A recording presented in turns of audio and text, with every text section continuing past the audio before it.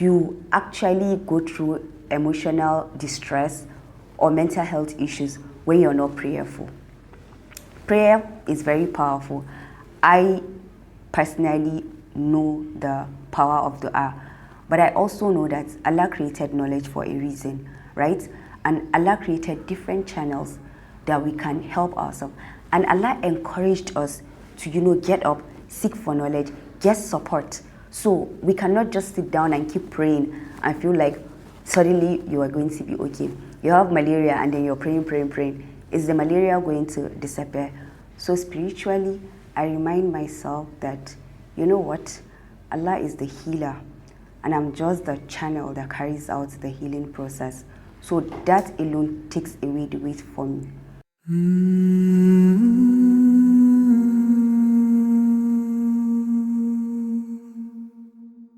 Assalamu alaikum wa rahmatullahi wa barakatuh. My name is Maryam Baba. I am a marriage therapist and a mental health advocate, also the founder of the Northern Therapist. As someone that holds space for others, I usually refuel myself because I understand that it's very important. Obviously, I cannot give from an empty cup. So spiritually, I remind myself that, you know what? Allah is the healer and I'm just the channel that carries out the healing process. So that alone takes away the weight for me. And then emotionally, I try to ensure that I have boundaries with my time. I don't take sessions when I am resting. For me, resting is a priority. I also ensure that no matter what happens, the dates that I feel exhausted are not available for sessions. And then I make a lot of prayers because being with people, being a guide for them at the time when they are most vulnerable is something that is very delicate.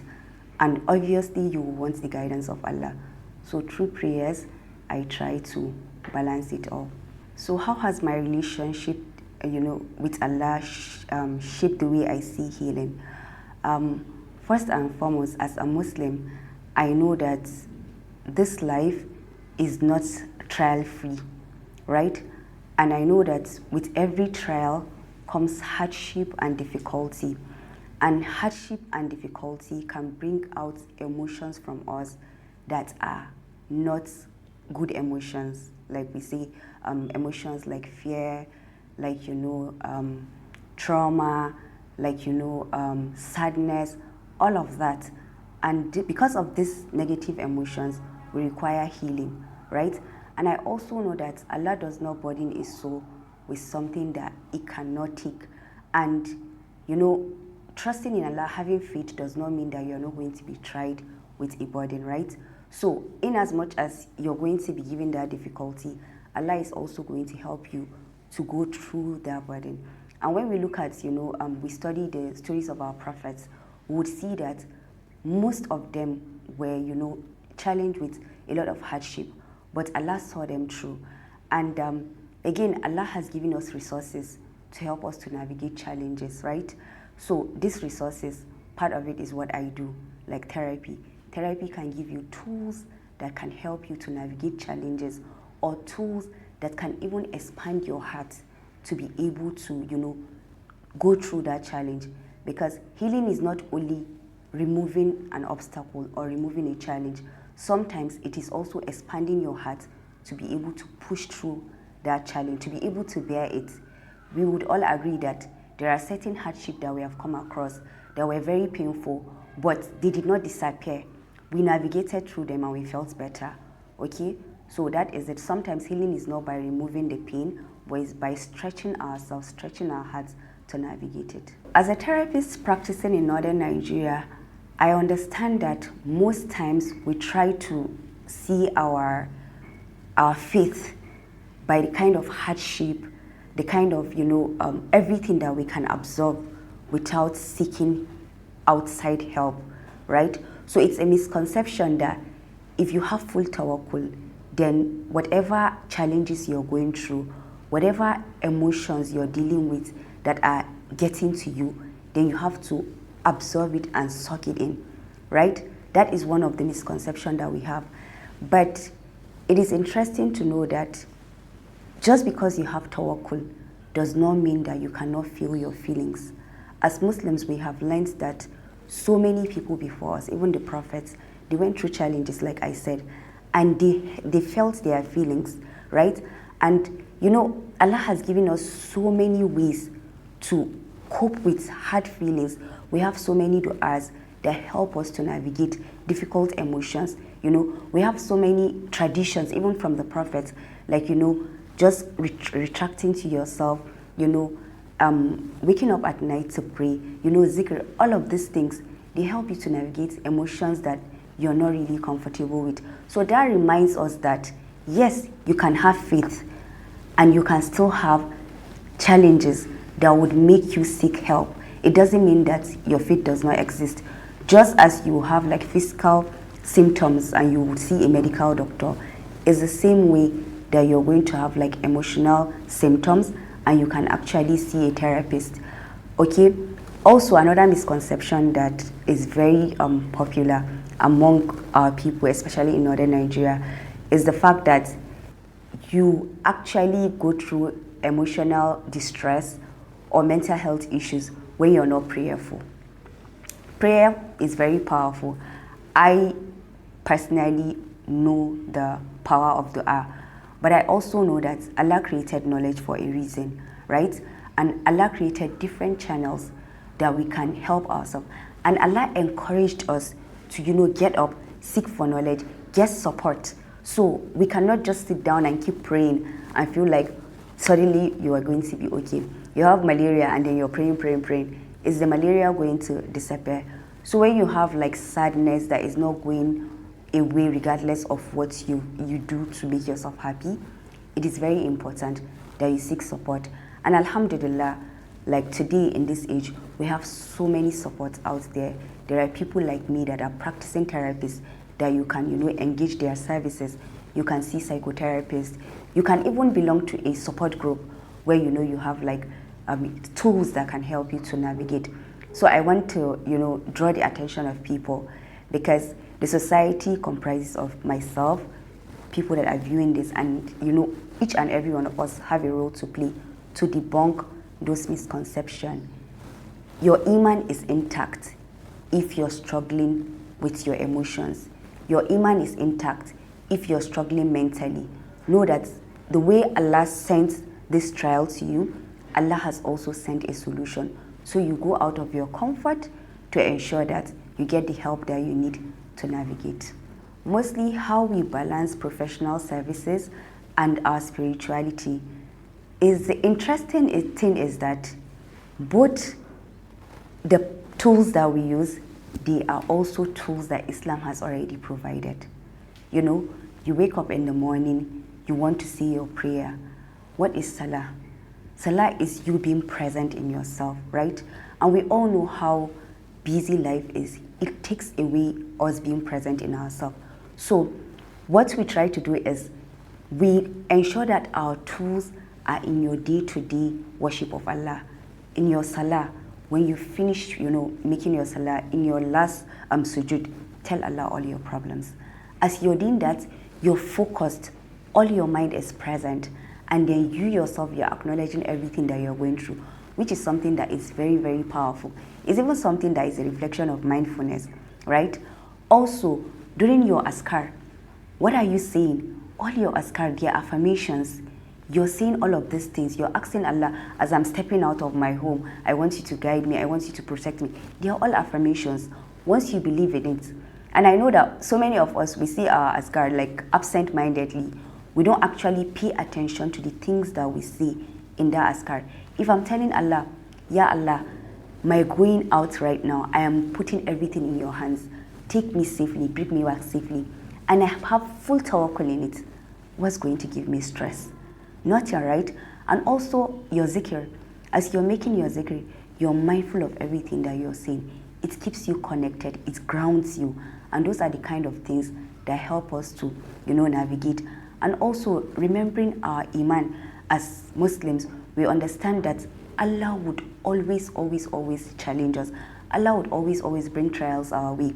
But Allah has promised that with every challenge that He brings into our life, He also brings with it ease, right? And trusting in that, we know that as these challenges are coming, as we are navigating them, ease is around the corner. Alhamdulillah for support, right? We go and see a therapist, we have our one-on-one session, they give us our tools, and we circle it back to Allah, knowing that Allah provided this, and if I go through it with iman, then it's going to come true for me. So that's how we balance. So I want to say, for anyone listening to this conversation that is going through something deep, nobody around you understands what's happening to you, you're losing interest in what you're doing, you're feeling overwhelmed, and you're feeling guilty that, you know what, I'm not supposed to be feeling this way because I am a Muslim. Understand that Allah provided resources for you, and it is up to you to use those resources. If you do not use those resources, Allah is going to question you, right? We are all brave, we are all, you know, awesome and all of that, but we all have our moment of doubt, our moment of fear. And sometimes, you know, thoughts are louder when they are in your head alone, okay? So sharing that thoughts with somebody that is trusted, a therapist. Who is a therapist? A therapist is somebody that provides a safe space for you to share your thoughts and your feelings without any judgments, okay? So it's very important that you take up that opportunity. You don't need anyone's permission. I always tell people, if you want to see a therapist, you don't need anyone's permission. This is something that you owe yourself. And when you try it, you would even be angry with yourself that, why didn't I do this earlier? So I want to say, don't judge yourself. Have more compassion for yourself. It's your humanness that is making you feel the way that you feel, okay? So it's a human nature to feel lost, to feel, you know, disoriented, unmotivated, sick, whatever it is. And the right thing to do is to seek help. Don't judge yourself. Just go and seek help. Anywhere, you know, you can use one-on-one session like with us at the Northern Therapists. You can use communities. Communities are powerful. Either you're engaging passively or directly, it all helps you. But I want to say that don't sit alone. Don't allow your thoughts and your feelings to get over you, because something that you're seeing that you're in control of can be something that can actually take away your iman. So what's the thing that you did now? Because you don't want to feel like, I'm not a good Muslim, but at the end of the day, that thing that you're feeling has made you to lose your trust in Allah. That means that it did not work out for you. So I encourage you all, don't be discouraged, don't listen to naysayers, just go ahead. This is something that you owe yourself.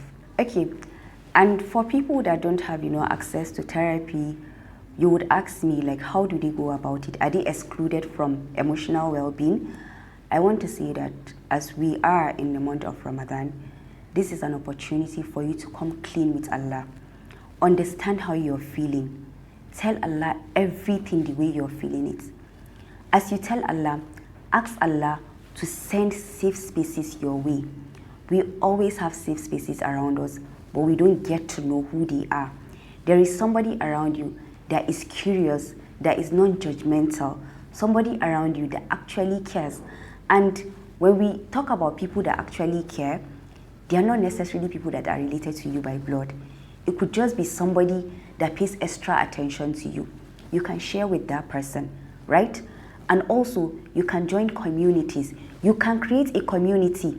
Sometimes, being a safe space for another person, you know, gives you a safe space in return, right? So I have a problem, I'm feeling lonely. I don't have any therapist, I don't know how to go about it. But then I see somebody around me is withdrawing, is not acting the way they used to, you know. I can have a conversation with them. What's going on? Lately, I've seen that you've withdrawn with yourself, you're not as happy as you are, blah, blah, blah. In that person can share with me. And once we share, what are we doing? We have created a safe space for ourselves. As we are doing that, we are making more dua. We will see that things are going to become easier for us. As a therapist, I think one of my go-to dua is Rabbi inni lima anzalta ilayni khairul fakir. It's a dua that I actually understood the meaning of the dua before I got married, right? I know before I got married, there was a lot of tension as who am I going to get married to? so many people, you know, with so many good criteria, and then so many family members also having interest. And then I just realized, look, I need to take responsibility for this. And I kept, you know, reciting that dua. And all the people that were not meant to be my husband, they all withdrew by themselves, like naturally.